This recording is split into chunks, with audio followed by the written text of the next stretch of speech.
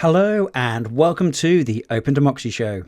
I'm James, and today's episode is a condensed version of the live discussion we held last week called Why Do Russians Support the War? So it's been over 1 year since Russia's full-scale invasion of Ukraine began, and surveys show that over 2/3 of Russians still support the war. So why do people believe that this special military operation is necessary? And how is it possible that they're still not changing their minds even when they know that the Russian army is committing war crimes and that the war's prolonged duration is having huge economic impacts on everyday citizens?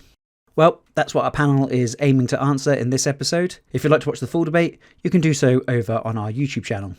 Okay, that's enough of me. I'm going to pass over now to Polina, who is chairing this debate.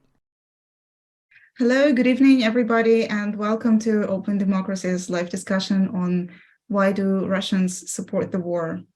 My name is Polina Aronson, and I'm an editor at the Russian language section of Open Democracy, and I'm very happy to welcome all of you today, together with our wonderful panelists, Yelena Konyeva and Oleg Zhuravlev. So the title of today's discussion may sound quite provocative to you, because since Russia's full-scale invasion into Ukraine, many European politicians and public figures insisted that this is Putin's war and not Russia's war.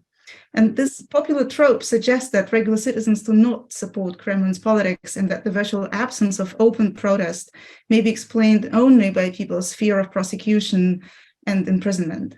And yet there might be some wishful thinking involved in this reasoning. As Jade McGlynn, an expert on Russian politics, suggests in her latest book, Russia's War, the war with Ukraine could not be fought without support of the Russian people.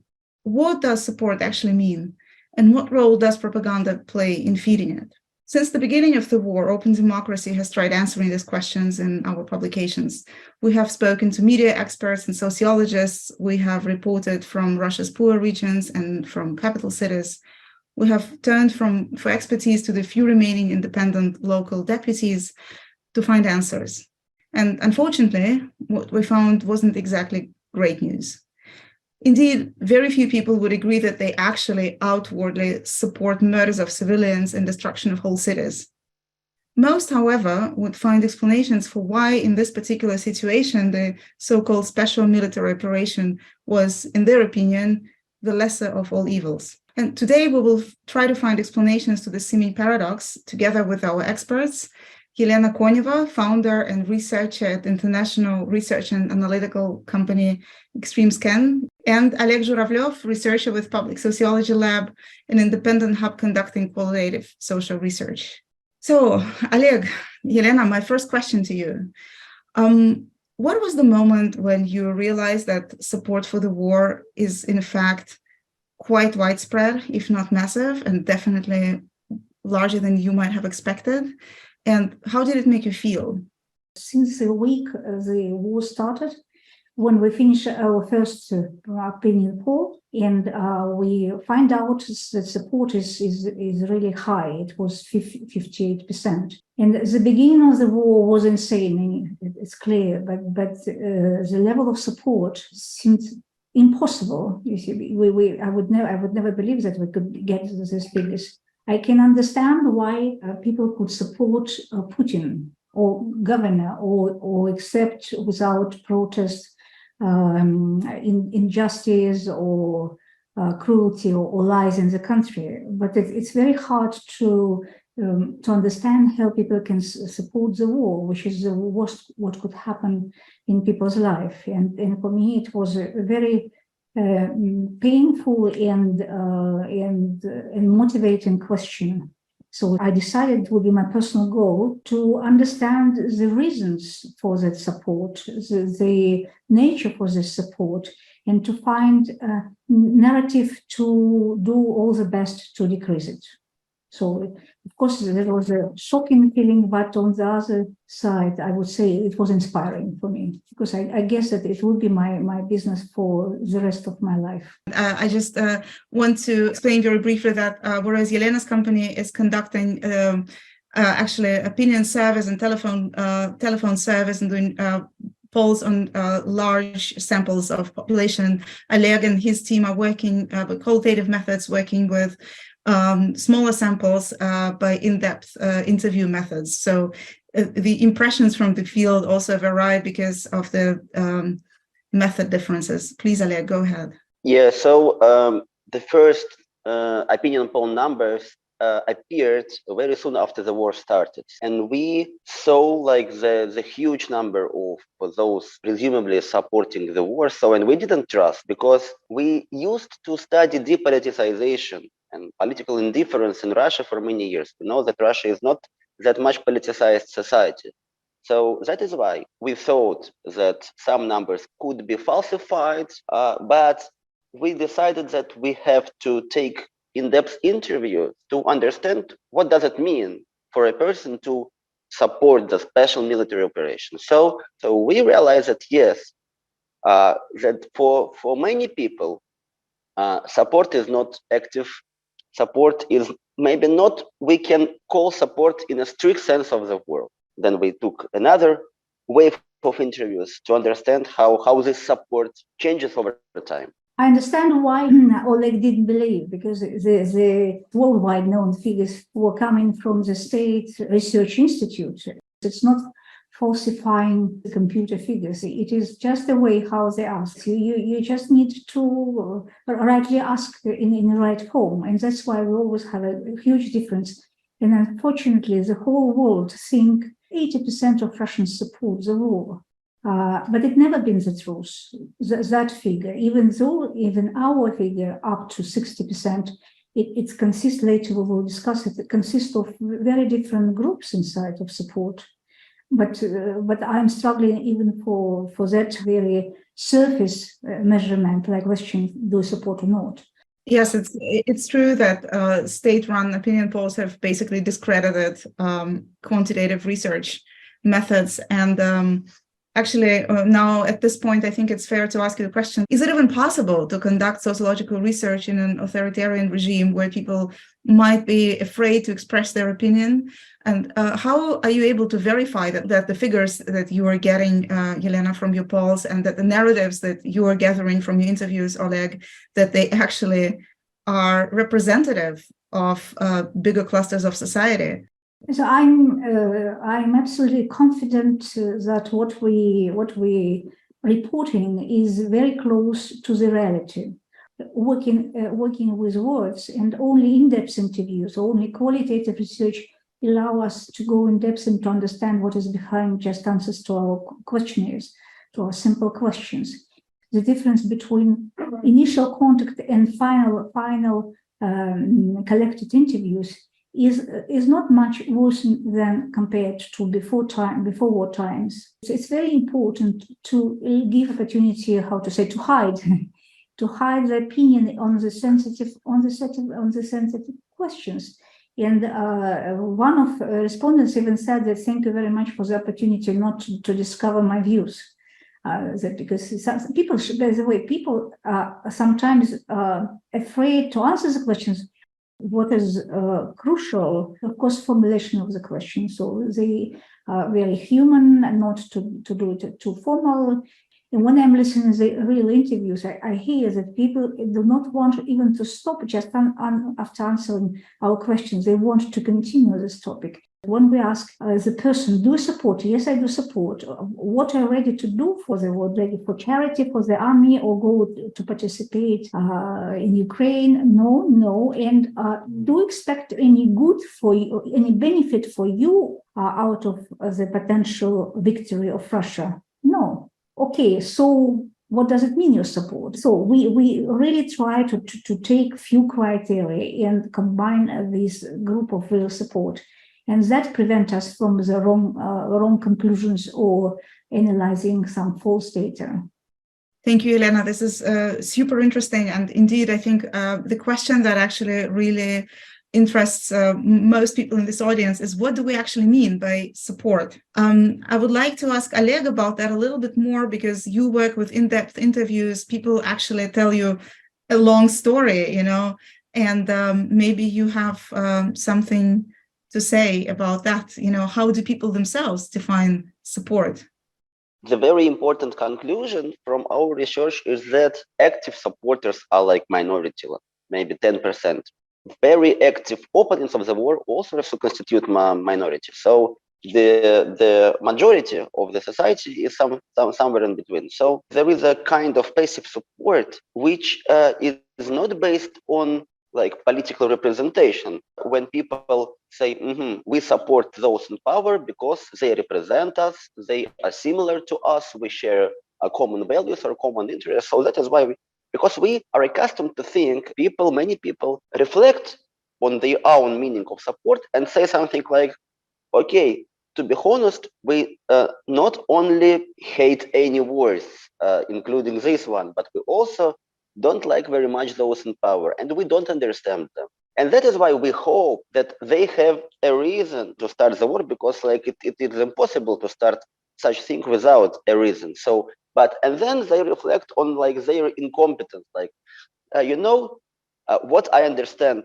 very well that I cannot understand politics well. So what I know for sure, definitely, is that I don't know that much about politics. That is why I hope those in power who know more had the reason to start the war. Another thing is that many people, they are like very morally sensitive. That is why they cannot actively, enthusiastically support the war, because it is immoral. At the same time, they cannot become strong opponents of the war because it is too politicized for them. That is why they often develop an argument that this war was inevitable. So they think of it like natural disaster.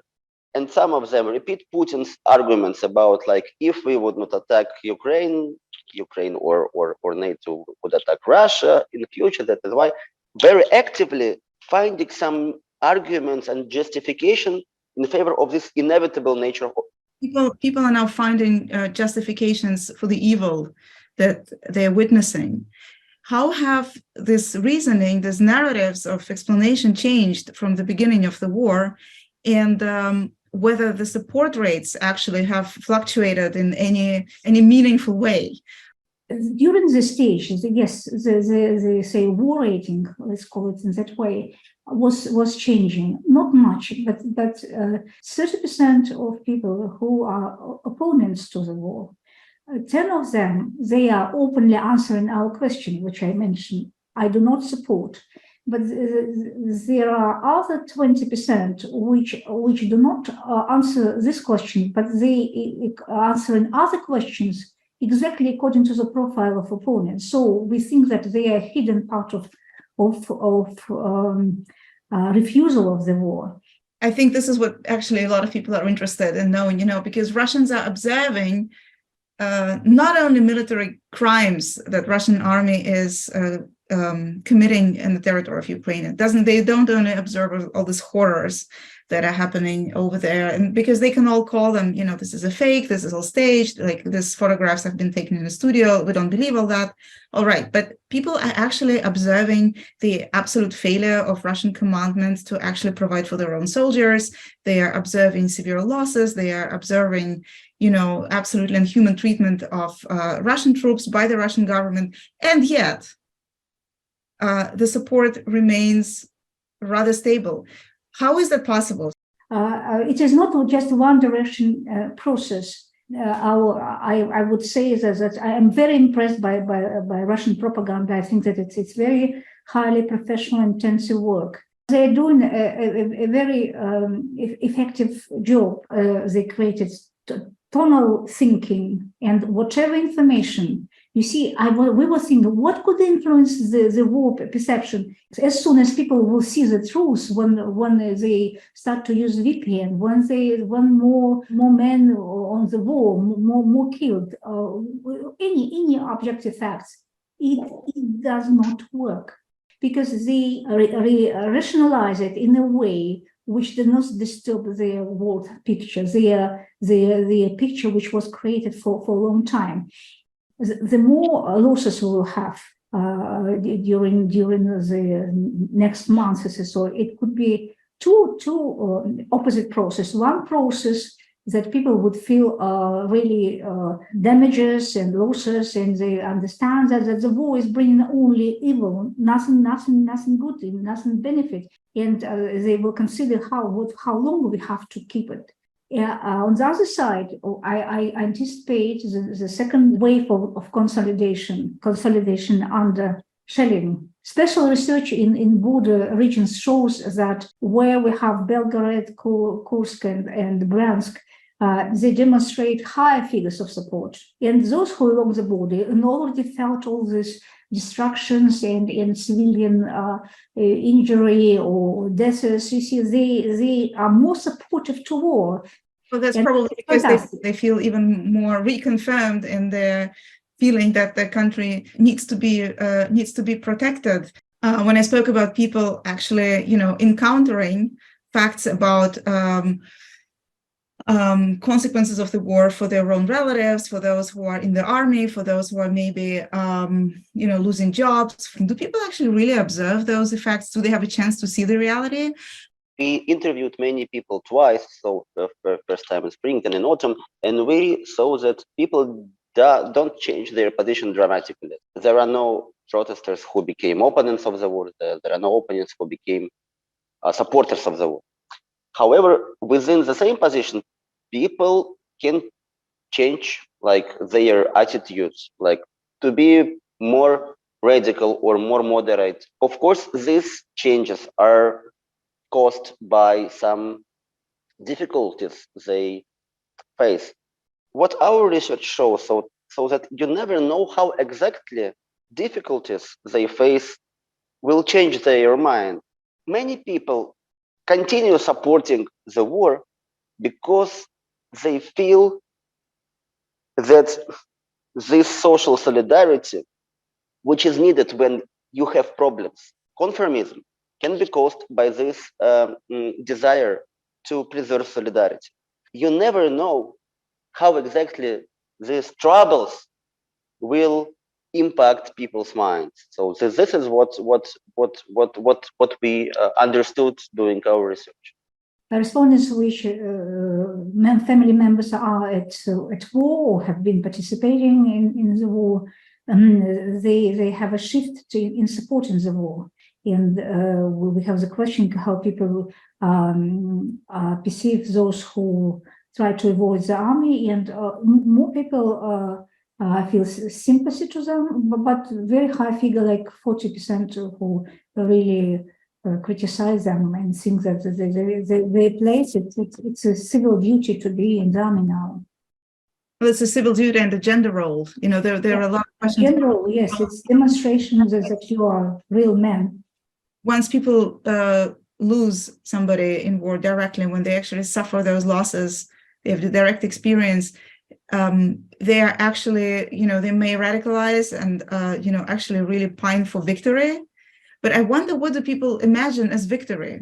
People do not understand for what reason the war started. So that is why, of course, they don't have any clear image of victory, because the elites, they articulate very different goals, like to save Donbass people, to defeat NATO, to defend Russia.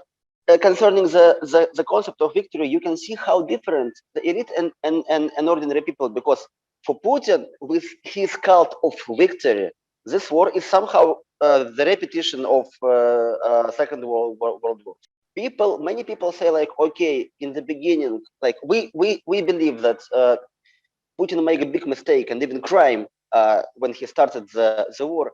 But now, when conflict intensified, we must win. But saying we must win, they mean that we cannot be defeated because it is too dangerous. And of course, many of people, they somehow are sensitive to status Russia has to have globally. And they think, many of them think that if Russia will lose, it will lose its influence and its respect. So, and they can be treated badly by other people. Yeah, this is a very important distinction to make, indeed, the fear of defeat and the desire for victory. I have my last question to you. I'm going to put you in an uncomfortable position, both of you. So imagine you are in Moscow taking a Yandex taxi across the city, And throughout the whole 45-minute drive through traffic jams, your driver has been monologizing about the horrible West, which has provoked Russia into this war. And that, of course, he, the driver of this car, actually hates the war and he doesn't wish for women and children to be dying in shellings. But man, they were asking for it. And really, Russia was left with no choice. And whether you want it or not, there is just no other way but to support the special military operation and just to go on until to the bitter end. Now you're almost at your destination. You have 60 seconds left to answer something. What will you say? I would say that with your level of loyalty and acceptance of everything from the power, from the government, from all these upper decisions, you will be for sure that you will be killed killer.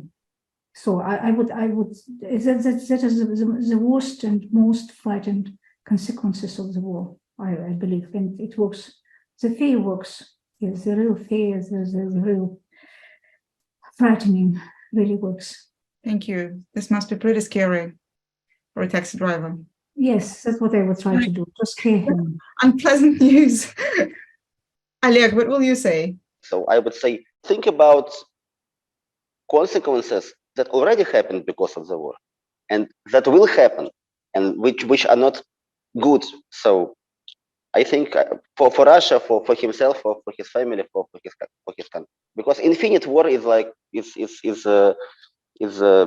infinite war without clear reasons and goals means like living without future. Thank you very much for everyone who has been with us.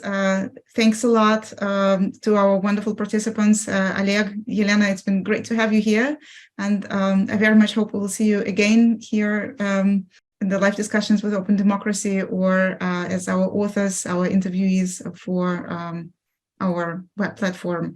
Please follow our newsletter, go visit our website, subscribe to our Telegram channel, and we'll see you again. Thank you very much. Bye-bye, everybody.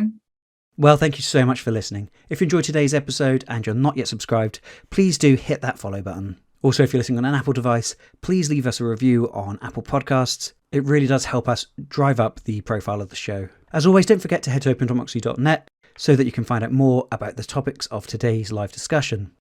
Also, if you're particularly interested in Russia and the former Soviet states, then I really do recommend checking out the ODR newsletter. You can subscribe to that also over openDemocracy.net. And finally, just a plug for all of our social channels as well. We're on all the major social platforms, so search for Open Democracy and give us a follow on there as well. Well, once again, thank you so much for listening, and I hope you have a great day.